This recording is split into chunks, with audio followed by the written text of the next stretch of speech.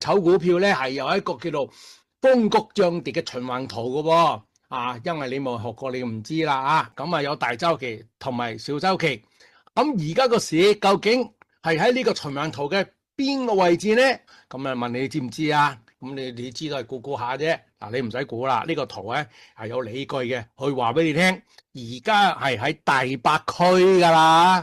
第八區即係呢區嚟，即係其實呢個循環周期嗰個底部噶。咁呢陣時佢就未升嘅，不過要留意啲條件一出嚟嘅時候咧，佢就預備升噶啦。所以呢陣時咧個底部咧就嚟出嚟噶啦咁大家密切留意住，咁佢未曾升噶咁如果去到第一區咧就嚟要升噶啦所以而家喺第八區。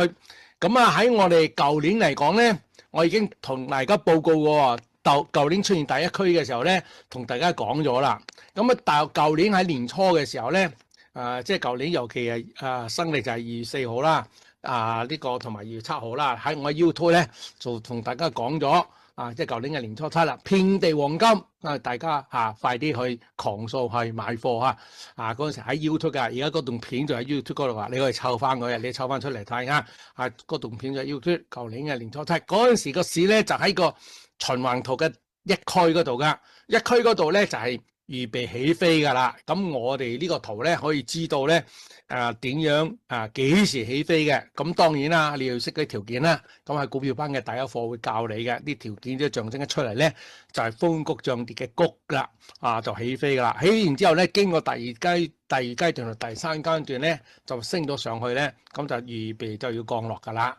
咁喺舊年嚟講咧，喺2024年2024年咧，我哋教咗一班學生咁佢哋咧都識得留底嘅。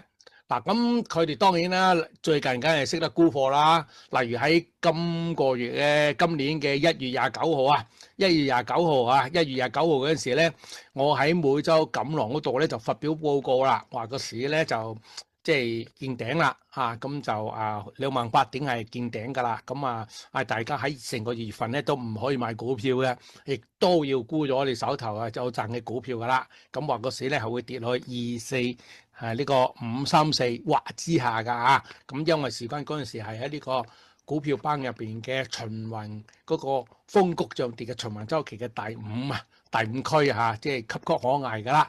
咁當然咧我哋啲同學仔嘅識沽貨啦，好開心啦咁啲同學仔唔單止識沽貨佢哋喺2024年跟我學咗啦嘛，所以係舊年嚟講咧，佢都識得喺低位買貨㗎，喺第一區度買貨㗎。